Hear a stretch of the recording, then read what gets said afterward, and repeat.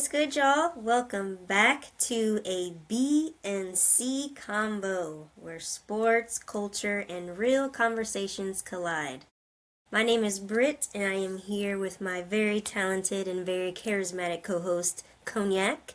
And of course, we bring you unfiltered takes, big moments, and everything you need to know, especially when it comes to women's sports and basketball in general. So before we get into today's conversation, big shout out to our sponsor, Britt Sports Gemz, a company dedicated to building athletes' brands, creating a powerful athlete-driven content, and helping athletes build a legacy beyond the game. Now tap in, get cozy, and let's get into today's A and B Convo. All right, so our first segment is called Opening Huddle. We're just going to touch on a few topics, mainly about football, since we're still kind of in football season. First thing that I want to get into is Cognac. You had some wins this weekend. Let's get into those wins and what you put your money on this weekend. Well, Saturday was an epic day. I took the Rams to beat the Panthers. But inside that game, I had Devontae Adams getting you 2 catches and 25 yards. Same thing for Territory McMillan. He was, main target. Jalen Coker shined, but McMillan was, man, he's the pinnacle of consistency for me. He is. He's so good. I feel like that was a great pick for them. And also in the Bears game, I had the Packers plus 7.5, and people gonna be like, why would you? Because when the line started opening up, the money was on the Bears. Then it switched to the Packers, fluctuate to the Bears. Long story short, in my head, I knew the Bears was not going to just beat on the Packers like that, or the Packers weren't going to beat on the Bears. It'd be a touchdown game. I just went with the Packers on the touchdown side. Roman Dunze on the key 4th down. I took Roman Dunze for 2 catches. The key 4th down, he came through with the second catch, both catches in the 4th quarter. So I was over there heart beating like, come on, man, I need you, Rome, I need you. So that's how that played out. And I don't know, last week was a pretty good week for me overall in general. I smacked on like every day I played except for Friday. Friday was pretty brutal. Every day I pretty much smacked. I'm up like 26%, 27% in bidding percentage. I'm growing my bankroll via the app Pickets. Tell me a little bit more about Pickett. What is that? Like, what do you... That's a bet tracker, man. If y'all want to sign up for Pickett, promo code at Cognac Devil, holla at me for it.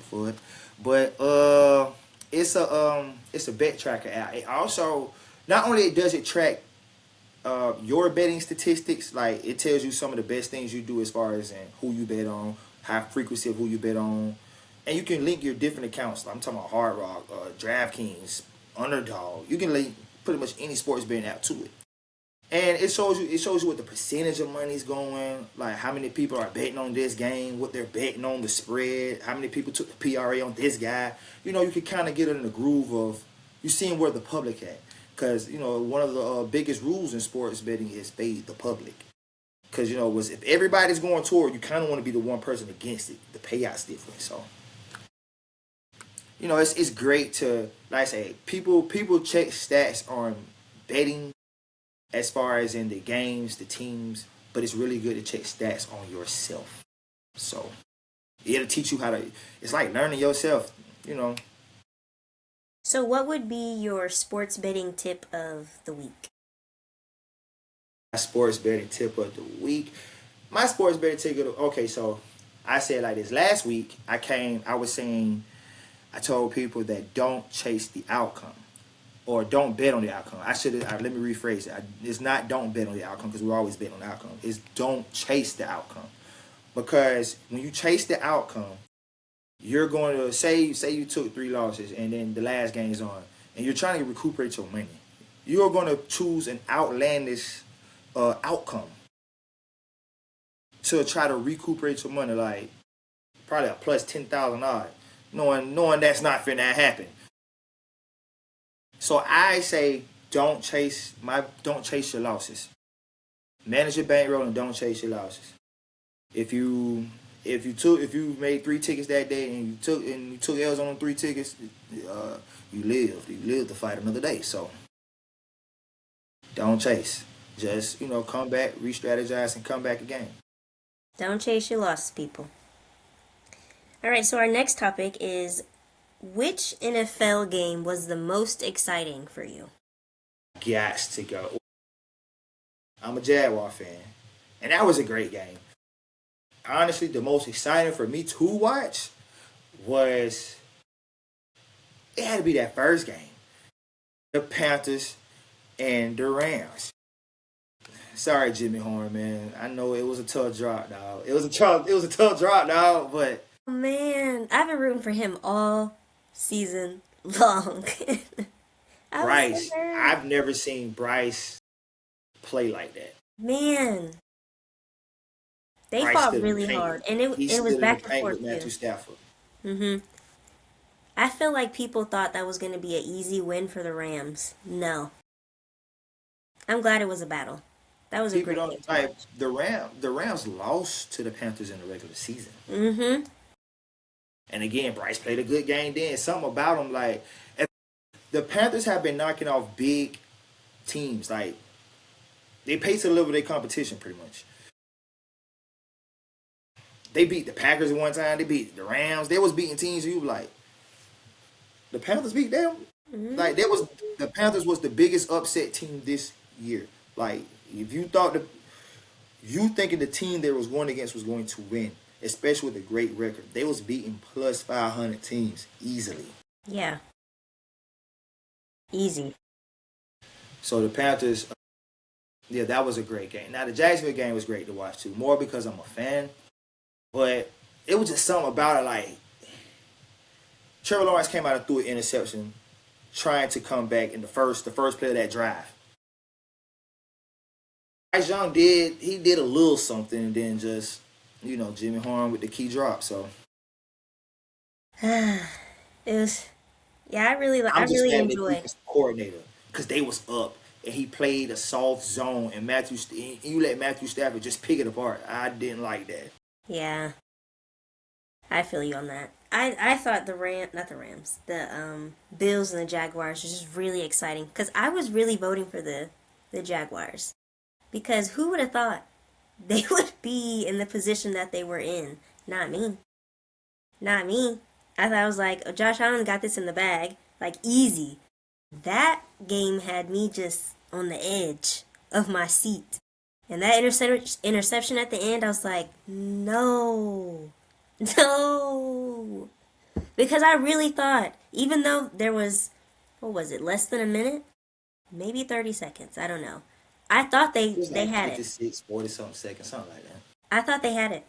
That was plenty of time, in my eyes, for them to make it down there and score. I was not expecting that. Cam Little got an awesome leg, so I'm thinking like just get like the midfield. Yes, something. Let's go into OT. Something. Man, it was so sad, so sad. What did you think about the Steelers and the Texans game? I just really watched highlights on it because I knew the outcome. I knew the outcome. In our last video, I told you, like, man, you're an Asian quarterback. You going against two good edge rushers, Daniil Hunter and Will Anderson Jr. And you got two good outside corners in Derek Stingley and Cam Lassiter. Jalen Petrie up your top, man. You finna have to make some throws, Mr. 40-0. 30-6. I wasn't expecting that. Neither was I. I was Maybe expecting 30-17. I'm right. telling you, I say 30-17. I just knew y'all couldn't compete though. Like if you look at that offense, the Steelers got it's a Stonehenge offense. Yeah, you weren't gonna get nowhere like that, and it was just a matter of time. Once I made that graphic to highlight that, George Pickens has more yards than the entire wide receiver room for the Steelers. I said, okay, maybe we're just in a slump here. No, 30-6. You revolve that offense around the run game and Aaron Rodgers' ability to spread the ball out, but he got to get the ball out first. Lord Jesus. And that leads us to Mike Tomlin letting the Pittsburgh Steelers know that he is stepping down. And I feel like it was a mutual thing. Like, we don't want to fire you, but you can't really be here, so let's mutually agree to part ways. That's just what it is. I understand it, but it sucks at the same time. Like, a standard of excellence, because I mean he went had like a sub 500 season, but at the same time, he ain't been back to the Super Bowl. You or your quarterback ain't been back to the Super Bowl since y'all last saw each other. The last Super Bowl that he went to, Aaron Rodgers defeated him in the Super Bowl, and I guess y'all thought it was a nice click up. But after a while, man, the Steelers are a team that win. The fan base is growing weary of you just getting to the playoffs and not winning no more. Like, I can understand it from their side, but you ain't gonna find a standard of excellence like that many times neither. Like he's like one of the longer tenured coaches in any sport. Right. So it's kind of like,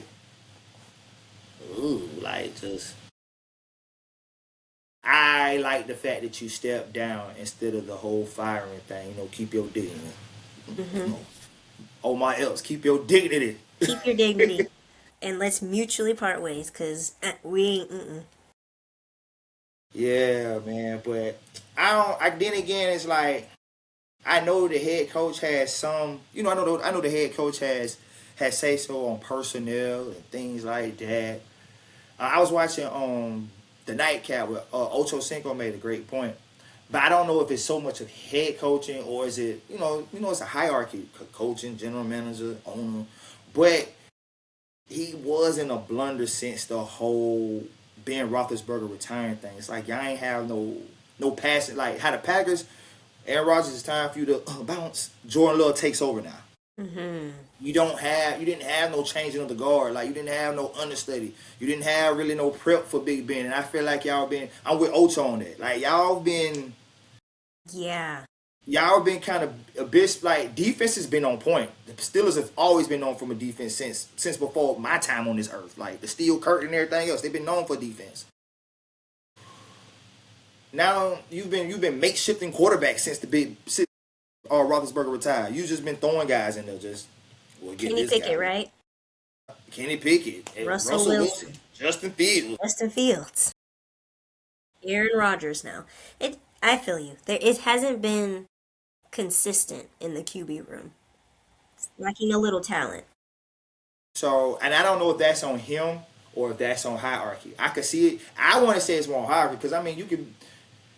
I'm not the one signing checks and doing. I could advocate for what I want, but who knows? Like I'm not there, so I don't know. But I just feel like that was something that kind of played into this whole factor. You coach some great teams, sir, but a lack of a great quarterback since Roethlisberger has hindered you on.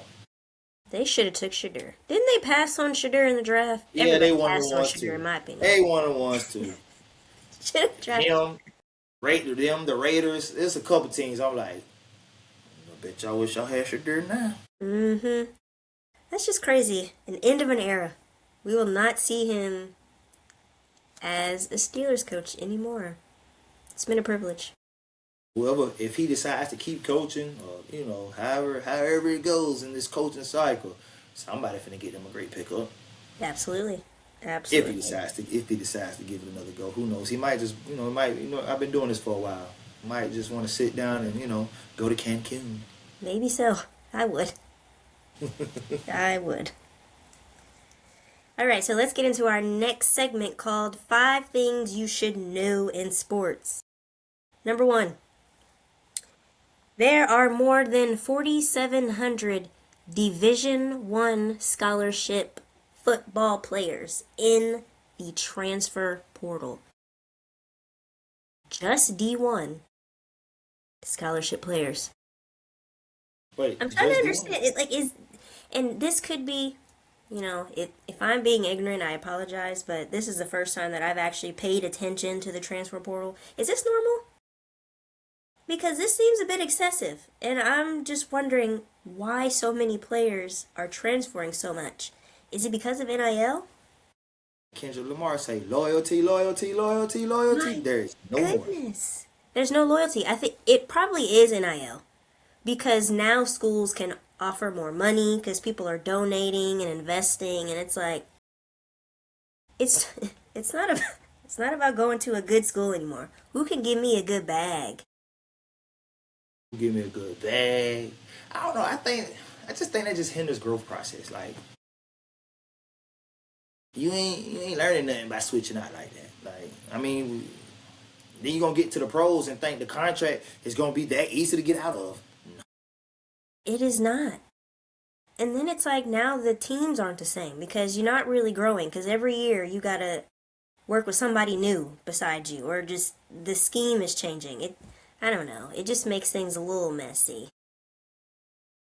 It's really, really, yeah, it ain't. That's sad. And that's just D1. That's just D1. That's just D1. I don't know. I feel like it's really the big schools that are just offering the most money. But because I think social media, like we talked about viewership in the last episode, maybe more schools are getting like the coverage and just noticed by other people, or maybe coaches from big schools are going to a smaller school and taking their players with them. I don't know what's going on. Because coaches are leaving too. It's not like it's just the players. Coaches be leaving, going other places, taking people with them. So I don't know. It just seems like a bunch of mess. Filthy. It's a dirty game. It is. Like if your son was in college, what would you tell him? Loyalty, loyalty, loyalty. Stick with what's stuck with you. Like, don't look at first of all, I would want you to go other than purely athletic. Let's go. Let's find a good academic route because that on the field stuff ain't gonna always be there. And then the way media is nowadays, I mean 7-on-7 get love as far as in football play. 7-on-7 get love. You got different basketball leagues out there. Oh man, listen, the athletic part gonna come. Let's get something up here first, and then stick it out. Stick it out because especially if you have a high status as far as a recruit or something. Stick it out, cause you'll reap what you sow. You'll reap the fruit of your loins. Like put in that hard work, go get it, and just stay down. Stay down to the come up, because it's going to teach you consistency. It's going to teach you the value of hard work, and things like that pay off over time. Like by you doing all that switching and stuff, when you get to your final destination, you ain't gonna know how to handle it. You're gonna want to opt out then. You ain't gonna know nothing about how to rough it, how to stay. Like some of your best players, like even in the NFL to the day, they stayed where they was at. They didn't go all these 1,000 places. Right. You might have never heard on small school people, but you don't get to be leading rush of a school program. Like, make yourself immortalized somewhere. Get you a good community built around you. Mm-hmm. You can't do that by always being a drifter. That's true. I think the latest one was the Arizona State quarterback. He is transferring to LSU. What's his name? Sam Leavitt? Mm-hmm. It's his last year, I think. Ain't he getting a lot of money in NIL? Probably so. I'm telling you, that could have been it. It's one of them ones they making a lot. I think they making more money than Shadur. And who was the other quarterback that came out? They were making more than both of them combined in the NIL. Like he's making like $5-6 million. Mm-hmm. Like that's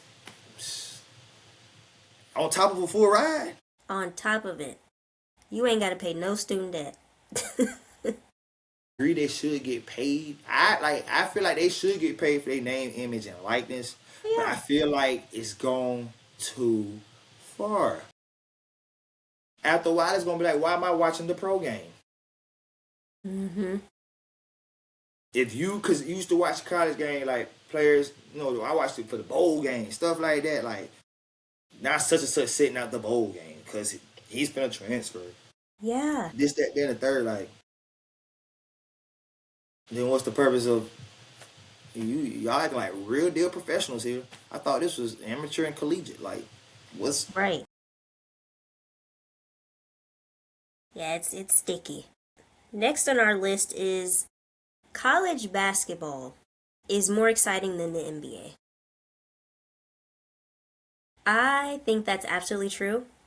And my example is it was Duke and SMU on Saturday. And it was the Boozer twins playing. And when I tell you I've never been so engaged in a basketball game before, it was just the movement, the communication between the players, the mid ranges, the going to the rack, the physicality, the defense. It was really great team ball. And I feel like that's what the NBA is lacking. Nobody's playing defense anymore. Nobody. Luka Doncic, he don't play a lick of defense. Yeah, he can score. No defense. Like, bro. And then they want to rely on this 40-plus-year-old man to really play some defense. LeBron is old, okay? Why are we relying on LeBron to be the leader? These younger people need to step up. And it's not just the Lakers. The lack of defense. Everybody just wants to shoot these threes and be Steph Curry. Like, it's not fun. It's not fun to watch. Man, like, it's a lot. Like, from the refs being inconsistent, my boy Jaylen Brown said he fired him because y'all inconsistent. So, like, I feel like, and by the refs being so inconsistent, that's contributing to more points and more of the three ball or less points. Because if you're being inconsistent, I'm not finna get this call. I'm finna jack it anyway. Like, why not go ahead and shoot it? So I feel like that's some of it. And then, I kind of understand it, but I don't. But no defense. A lot of times, bang bang plays happen on defense. Like those physical plays happen on defense. So a lot of them kind of protecting themselves as far as in contract status, stuff like that. Now, is it entertaining for us to watch? No. But I kind of get it. It's just I just wish they'll lock in more on defense. I love to watch defense. Like, defense is I feel like defense takes maturity. And a lot of these players are lacking the mature aspect of the game. They just want to come out here and shoot the ball. Mm-hmm. If that's the case, like, after a while, I feel like the NBA is going to make some kind of branch off league, like 3NBA or something. That's what they're going to call it. Just players just coming out there shooting threes, like no attacking, no basket, no nothing. We just gonna come down court, run a 5-out, who can move the ball the most, and shoot a three by the end of the shot clock. They ain't gonna never come away from traditional basketball, but I think what is his name? Adam Silver know how to monopolize stuff. You see them took the game over NBA Africa, NBA Europe. All right, 3 NBA. That's all I want y'all to do. Just shoot threes. Mm-hmm. So I feel like that's due to content too, because it's kind of cool to see somebody get sauced and then they shoot the three in their face or something, like, and then it makes for good reels and shorts. So. Yep, it makes for good content, like you said, after the fact, but in game, nobody wants to see that. After a while, there ain't gonna be no more packed out arenas. It's just gonna be a heavy server.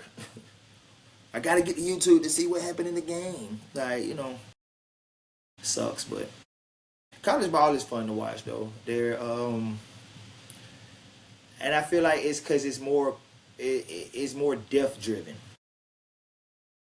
Like in the NBA, positionless basketball, guard play is heavy, like, or the ability to mimic a guard.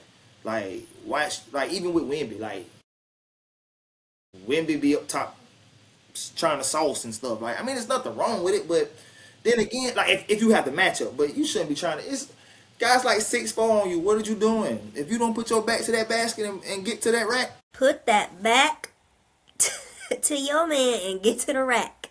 It's okay. Yeah, like, why is you that's the era of basketball I came from. Like, that's kind of weird to me.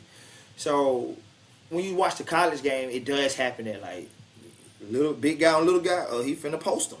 Mm-hmm. The mid, like you say, the mid range is great. Like Louisville is one of the teams I like watching. They shoot a lot of threes, and they live and die by it. But one of the players I like watching is Ryan Conwell. Dude's an all-around shooter. I'm talking about the mid-range jumper, the three ball. Nice little left-handed stroke. He's great.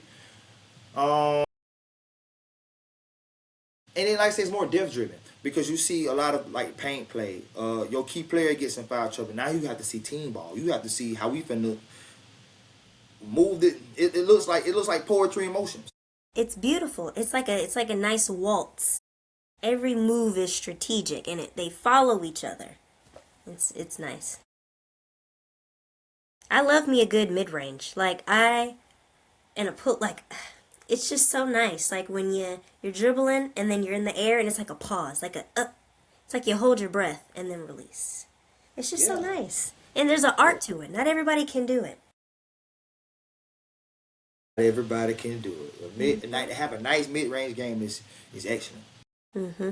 But in the NBA, the mid-range is in. I can't even say endangered. It's extinct. Non-existent. I do want to talk about your team, though. The Florida Gators. I'm trying to figure out how they are ranked 19 when they took it all the way to the house last year, right?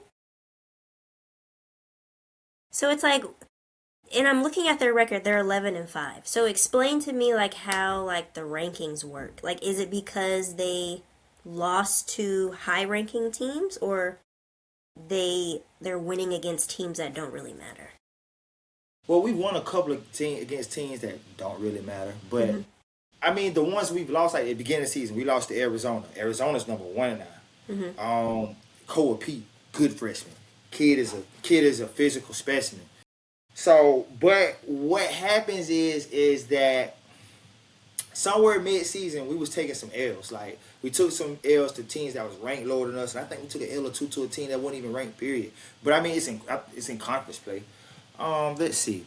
I can actually pull up the schedule and tell you more about that because I do know we just recently won against some teams too, like Georgia and Tennessee. That because we wasn't ranked for a second. That Like, game was was great. That game was great. I was a little worried in the beginning because it started off slow. Tennessee was beating Florida. But after that second half, it's like Florida said, We just beat who we were.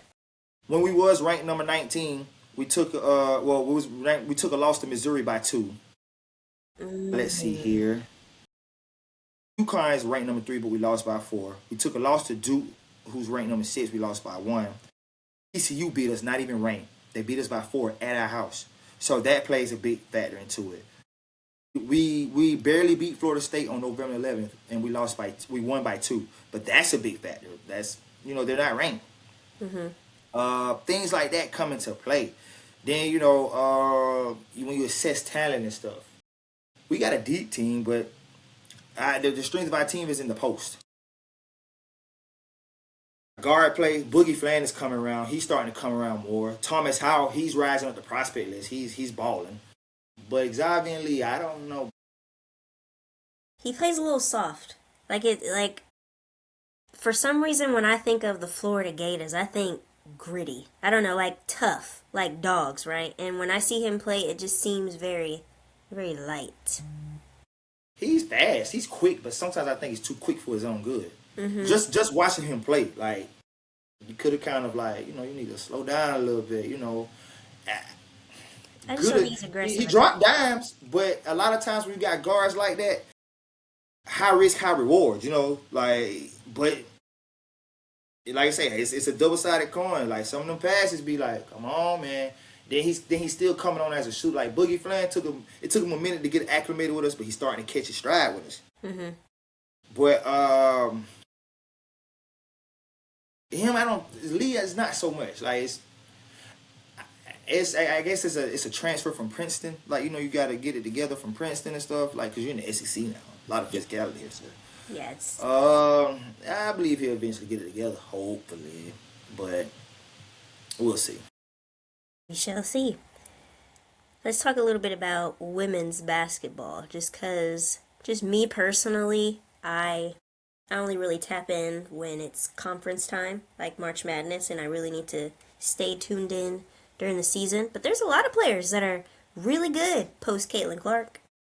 I feel like some Yeah. people don't really pay attention anymore because Caitlin Clark's in the league, but there's still I mean, some girls out there. Big Four causing a lot of people to look. Her and Michaela out there for LSU. Then you got Michaela Blakes for Vanderbilt. She can put the ball in the hoop. Mm-hmm. Audie Crooks, that's one of my favorite to watch. People Oh, always goodness. they're knocking how she's going to transfer to the pro game, but I feel like she will. I mean, defense might be a liability for her, but not every player can do it all. You're getting bucket out of her.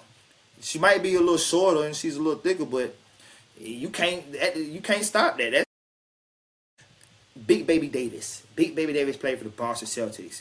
Built similar. Like if you're talking about NBA terms, built similar, but Big Baby could go get a bucket. She go get a bucket. There's a spot for her in the NBA. There's a spot for her. Just depends. Because if you already have people that can put up some defense, then you don't need everybody to be defensive. You know what I mean? Yeah, nah. Sometimes you need an offensive spur. She'll be the one. Mm-hmm.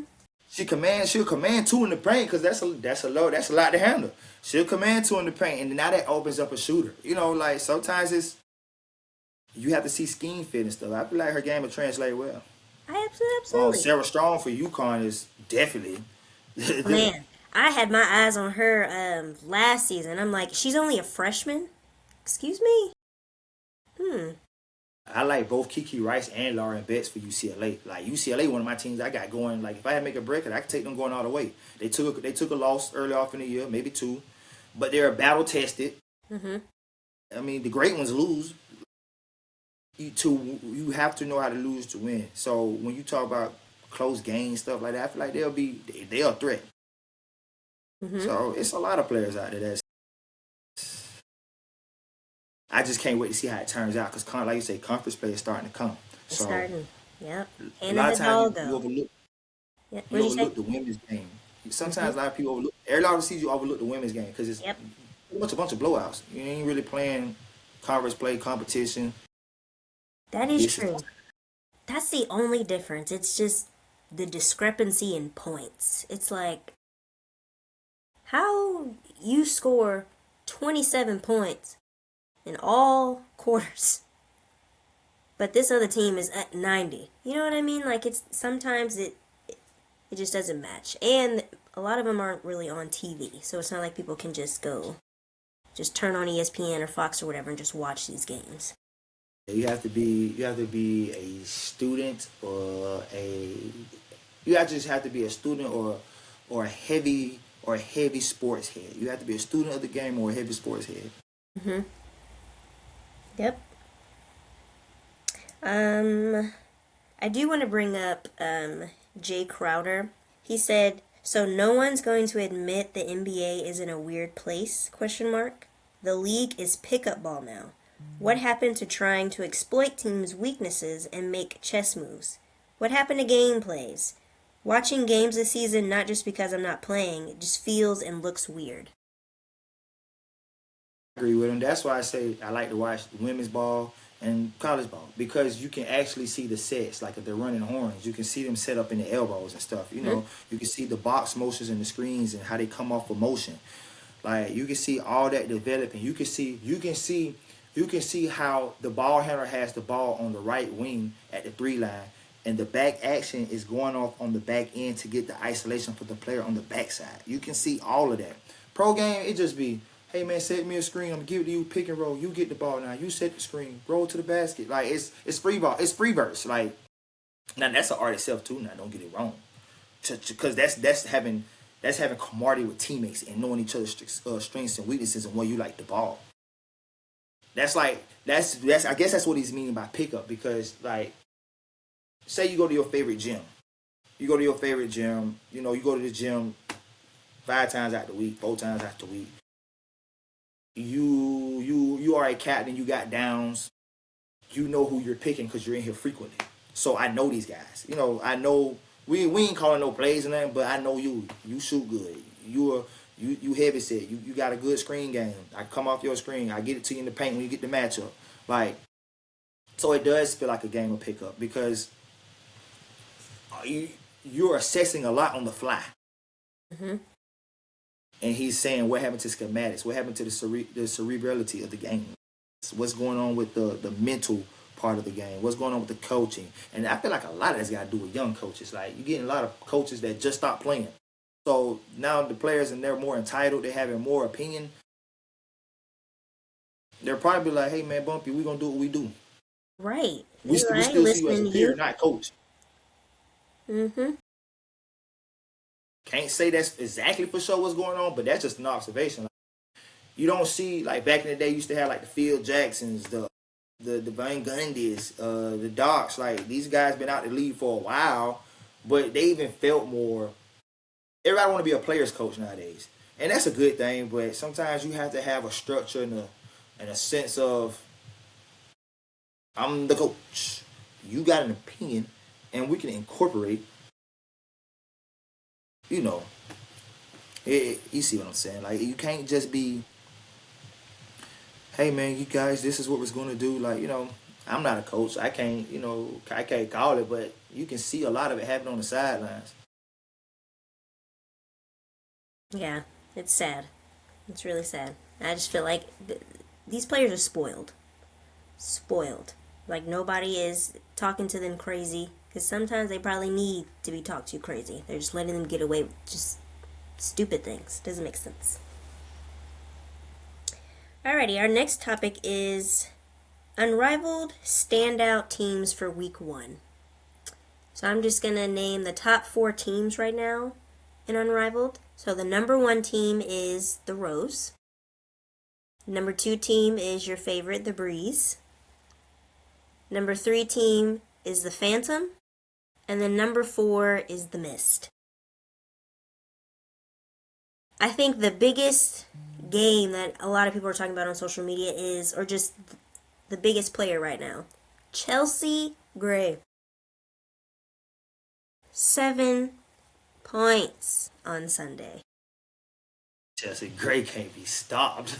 My goodness. Chelsea Gray can't be the stopped. Point God for a reason. My goodness. And a lot of this is without Carl Copper too. Like, all this is without Carl Copper. That's big and huge. My goodness. Like, she's just 3-on-3 is her game. She's great 5-on-5 regular season, but 3-on-3, it's like it's a completely different level that she's unlocking.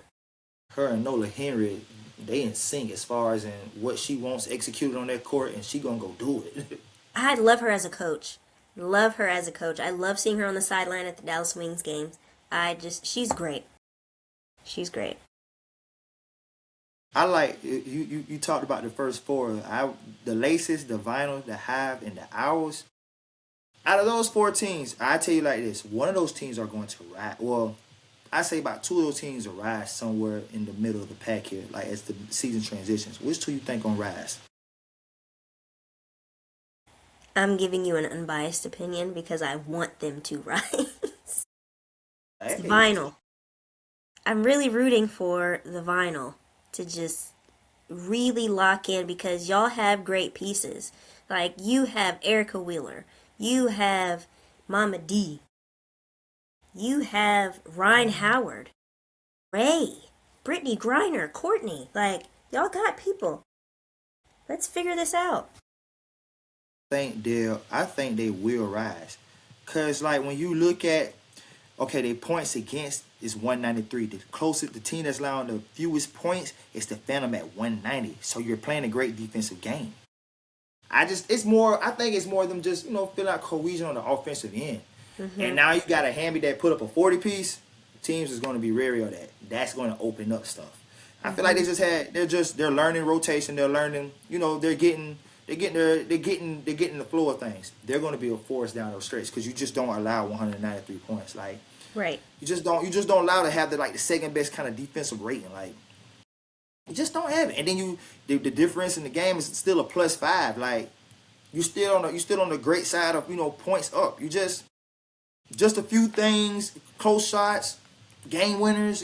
That's like right down to the nail. They got the offensive talent to do it. It's just more about finding the footing. And honestly, I feel like the Hive and the Loop, like the Hours, they got injuries there. That sucks for them. That's So surprising. I don't see them. The Hive, I feel like they got a hard team to assess for 3-on-3 play. Like it's because you got Kelsey Mitchell, who's a shorter guard, and that's an easy isolation. Just on 3-on-3 play, like that's an easy isolation if you can get it done. But if she finds a shot, man, that's gonna be dirty though too though.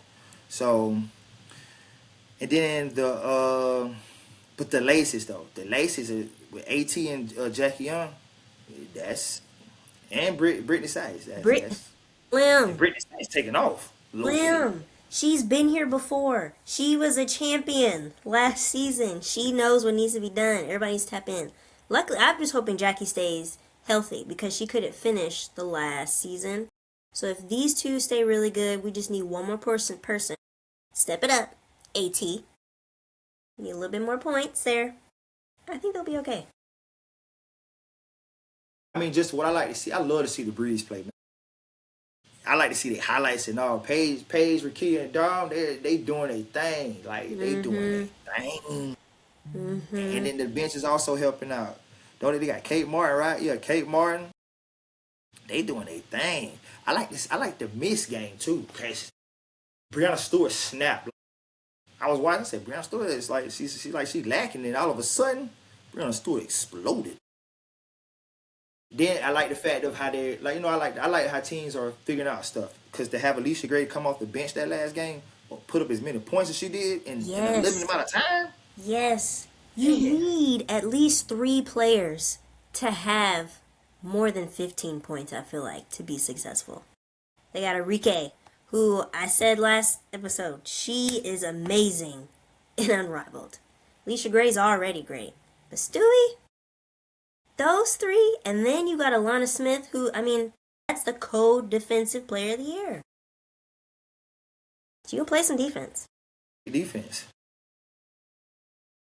This is just such good basketball to watch. Even with, like, the Phantom. Kiki, 19 points. Kelsey Plum, 18 points. Aaliyah Boston, 10 points.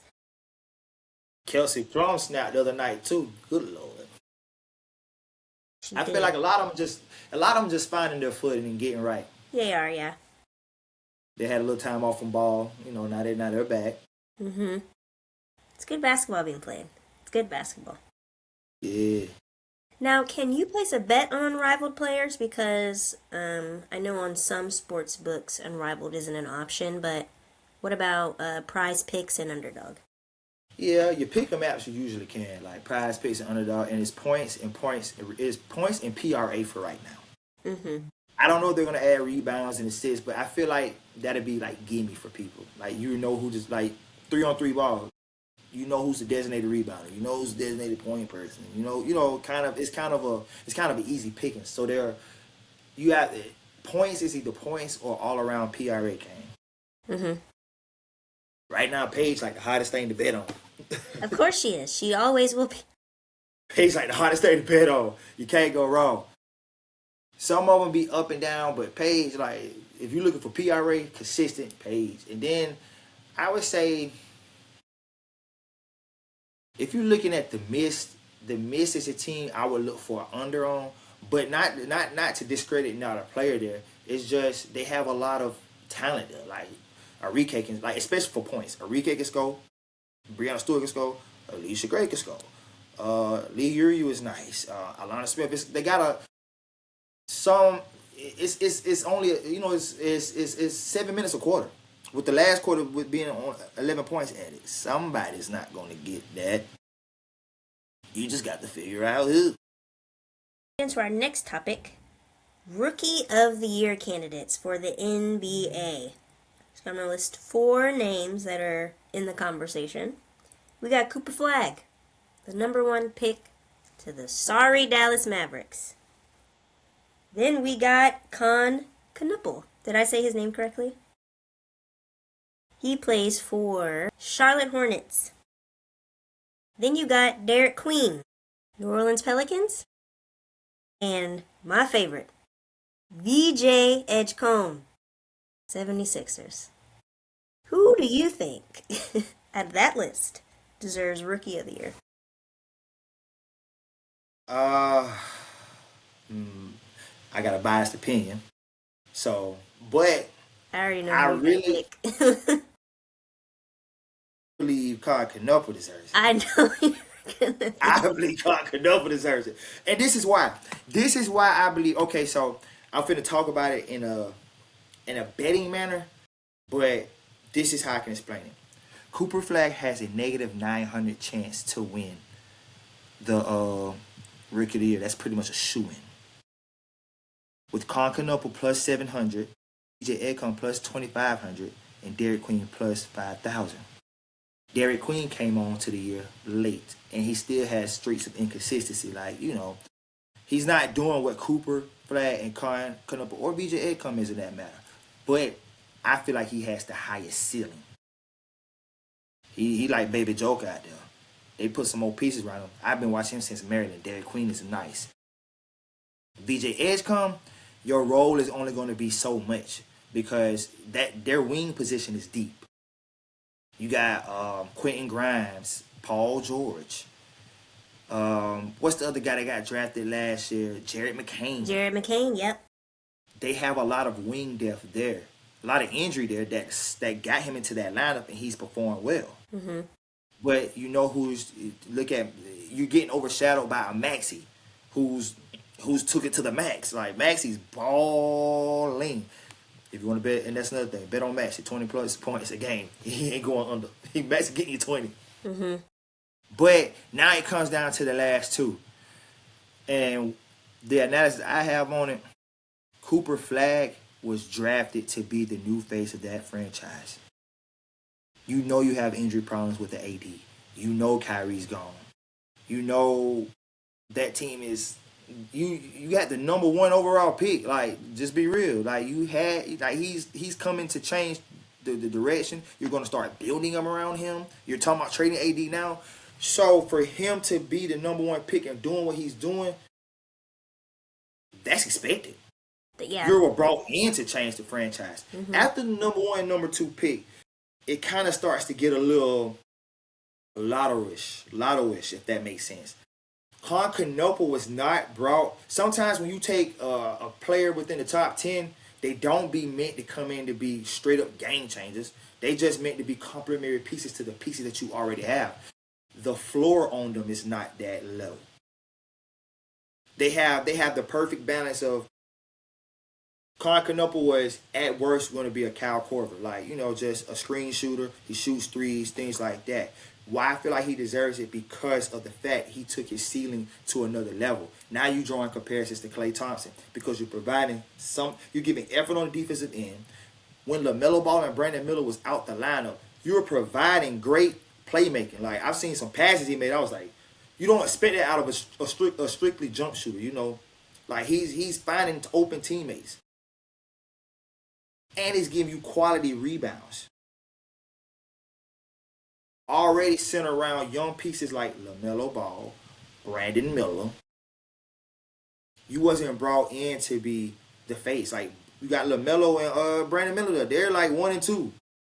But for you to be able to, I mean, they're not really in playoff contention. Season ain't over. Anything can happen. But I feel like Cooper Flag this is what you were supposed to coming to be the face of the franchise and take over. This guy has elevated his game throughout the whole. Colin has elevated his game throughout the whole year. He's took on a role that he wasn't drafted to do. That's why I feel like he should be. On the biased opinion, that's why he should be. But Cooper Flag is most likely going to get it due to the fact of you were brought in. They've been moving you to point guard, center, shooting guard. Just do some of everything. Just make us look good.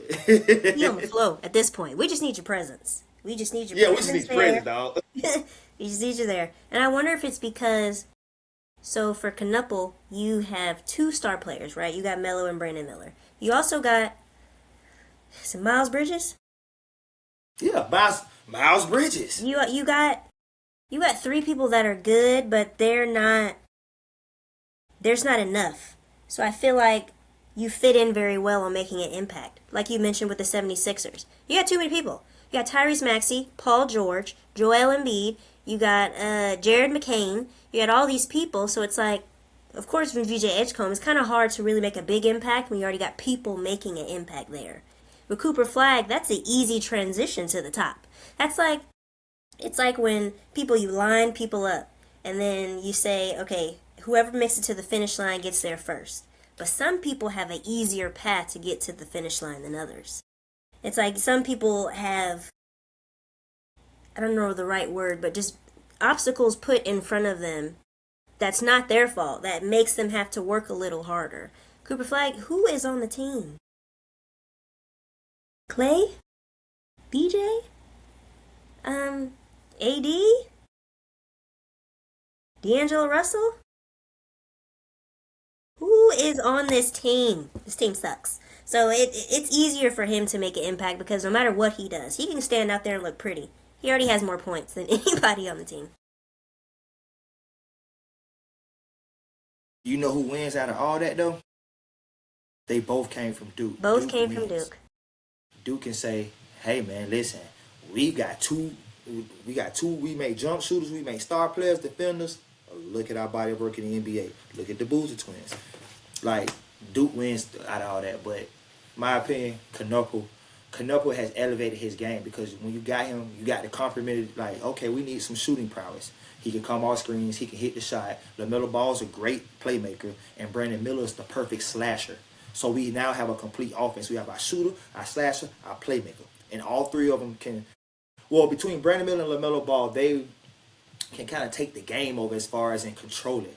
Knuckle will just be your solid. You think he'd be averaging. He's a solid 15, 5, and 2 guy a night. No, he's showing you that his ceiling is higher than that. That's why I say Rookie of the Year, because he's added on to his game since he's been in the pro. I like it. It's a great take. Our last topic of our segment is Lynn Jones. I believe that is her name. She has worked for the Jaguars for a very long time. And after their loss to the Bills, she was in the press conference and she gave the coach his flowers. I'm going to insert the clip right here. How you doing today? Lynn Jones, Jacksonville Free Press News. I just want to tell you congratulations on your success, young man. Thank you. You hold your head up, all right? You guys have had a most magnificent season. Thank you. And you did a great job out there today. Appreciate so you it. just hold your head up, okay? Thank and you, ladies ma'am. and gentlemen, Duval, you the one, all right? you, ma'am. keep it going. We got another season, okay? I appreciate Take it. care and much continued success to you and the entire team. Thank you, ma'am.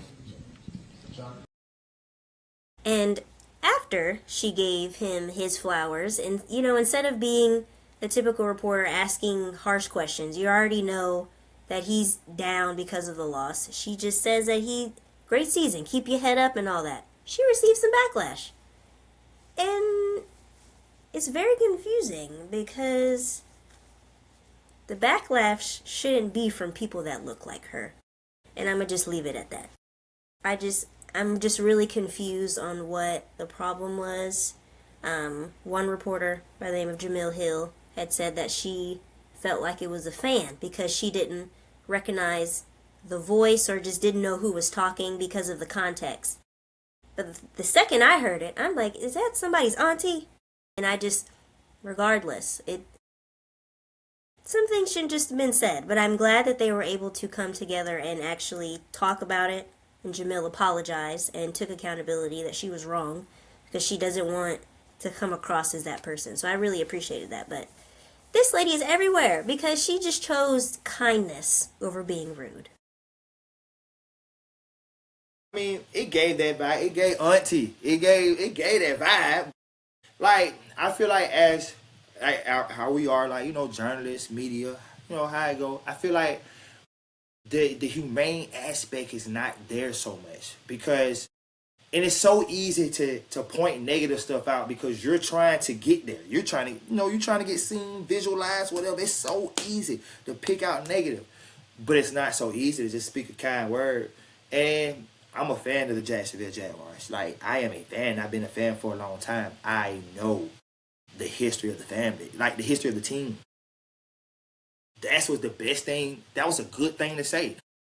We've had our best season since like '99. I'm talking about since this side of the new millennium. We've had our best season since. And this guy has brought new hope. And you can tell, like, if you watch that game, he coached his butt off. And at the same time, you can tell he's coming to the podium. You probably already in your head got, man, these people finna dissect me, man. Like, and I just lost, but I wanted to win. Like, this one, though, like, you could tell, like, he was invested. Baby, keep your head up, man. Man, keep your head up. Like, that was a good thing to say. But for the ones that's, I guess because you want to ask a real question. There was no question asked when she said what she said. You're supposed to be a journalist, reporter, however it go. I guess people feel like she was supposed to ask a question or, not give that sort of statement. Because, again, as a journalist, you're supposed to keep it real. But I feel like just the emotion, like, y'all feel like she went so no emotion, tell him to keep his head up, none of that. I feel like you got to pipe down, man, because it's hard work to get what you got. You did have a great season. Overshadowed by 3 points. And it's like, you got to, as journalists, we still need to share the humane side of it. Because we're not in their position. We're in our position, but we're not in their position. So you have to, there are moments where being humane and showing an act of kindness will pay off and benefit. Because the wrong question could have went all the way left for you as the journalist. The wrong question could have went left. You could have been looked at somebody trying to attack them. So that's my stance on it. Sometimes, like I said, you ain't got nothing nice to say, don't say nothing at all. Don't mean you have to be a super nice person, or you don't report the real, or you don't get down to it. But sometimes just that little word, just that little act of kindness right there is enough. Right. Regardless of who it comes from. It doesn't matter if you possibly do think it's a fan. Like, regardless, you have to have certain credentials to be in those rooms. You know what I mean? Like, it's not everybody can just walk back there. Even if you have a media pass, not every media person is allowed in those press conferences. So it's important people in that room. So regardless of who it is, man, woman, black or white, she said something nice.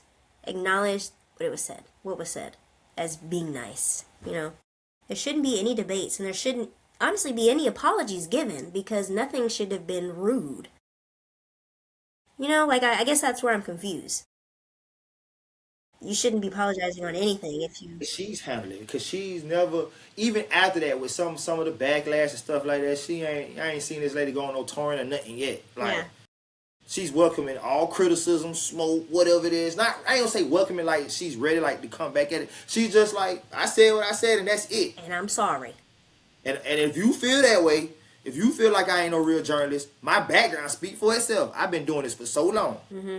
But I have nothing. She's not saying nothing bad, not trying to find the individual people that said something. You let your, just like journalism, just like sports, man, you gotta let your play do the talking. Yeah.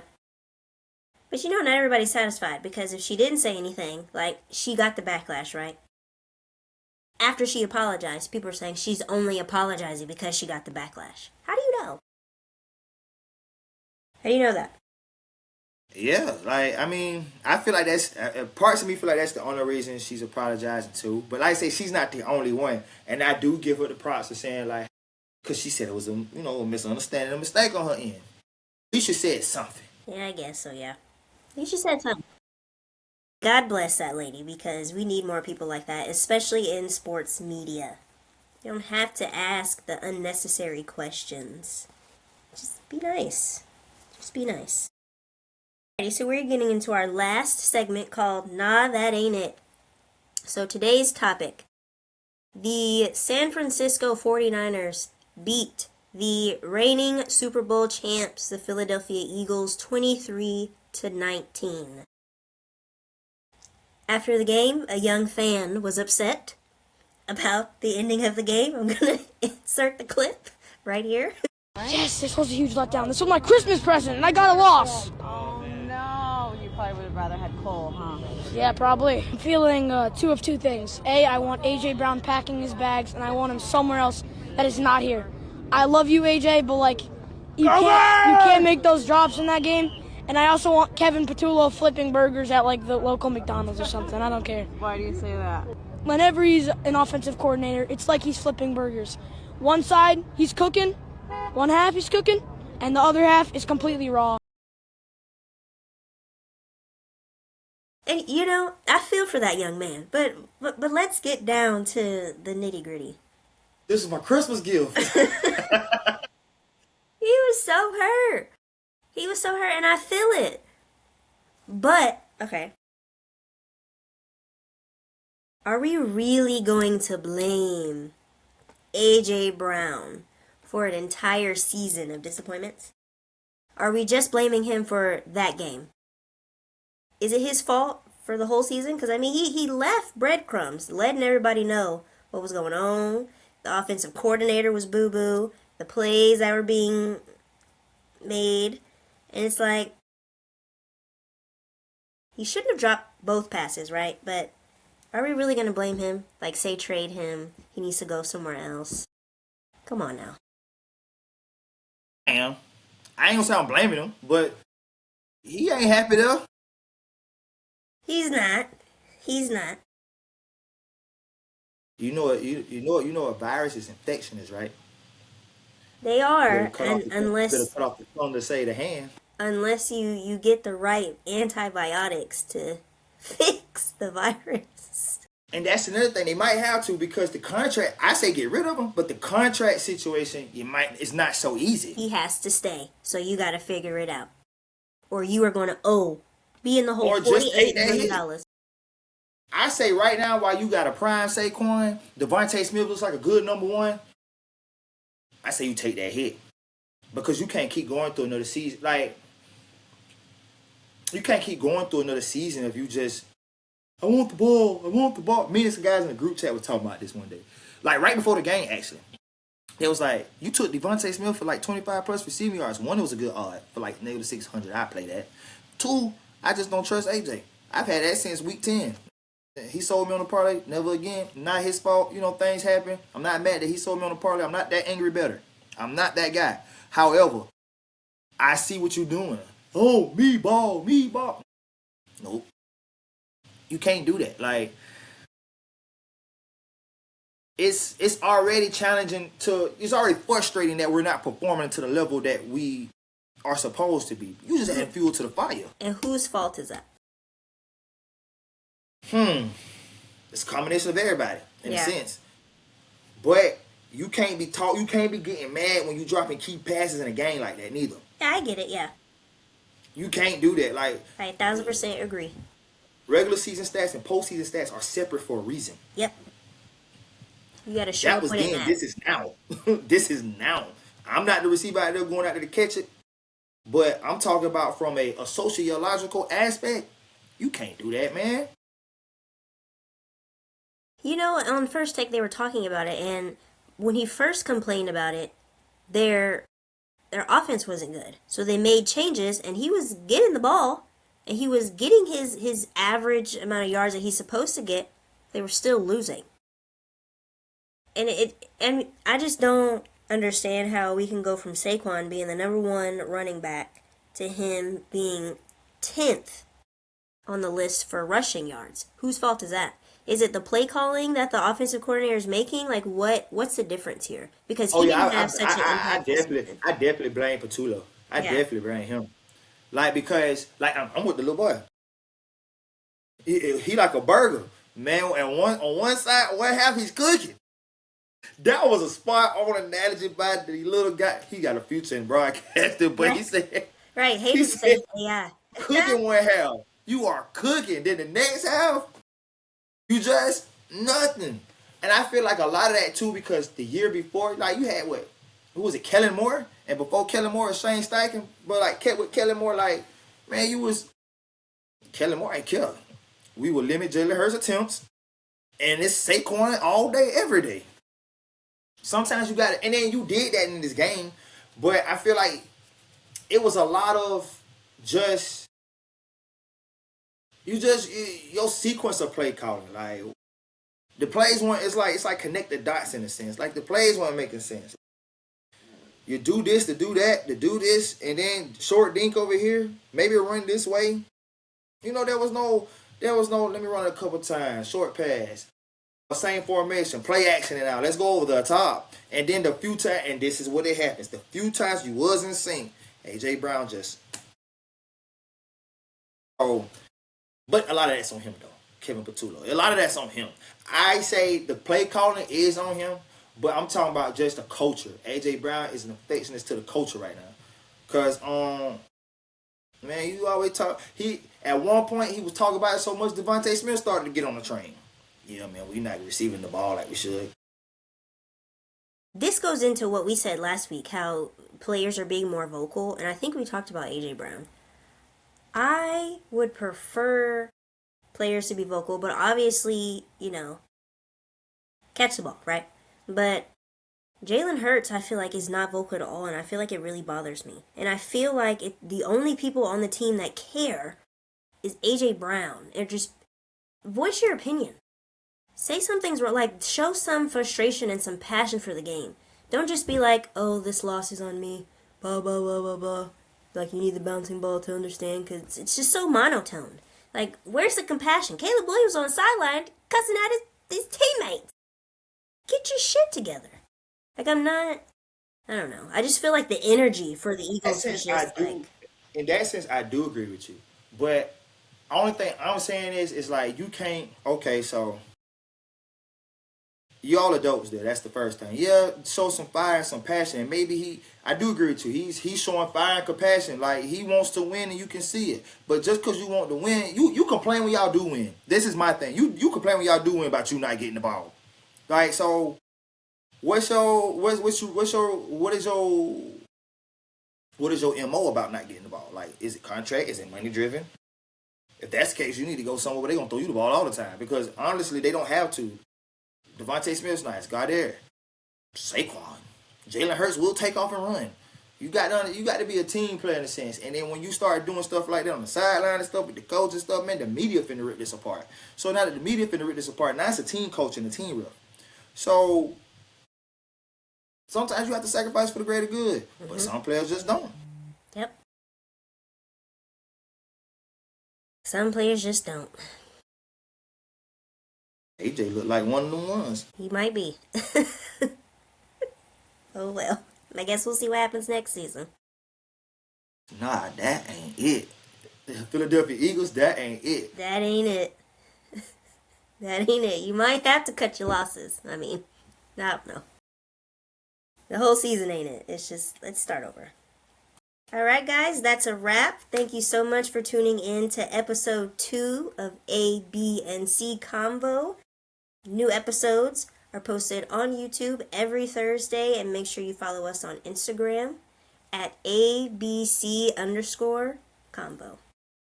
Have a good one. Hey, boss, getting richer every minute. Oh no. Hey, boss, getting richer every minute.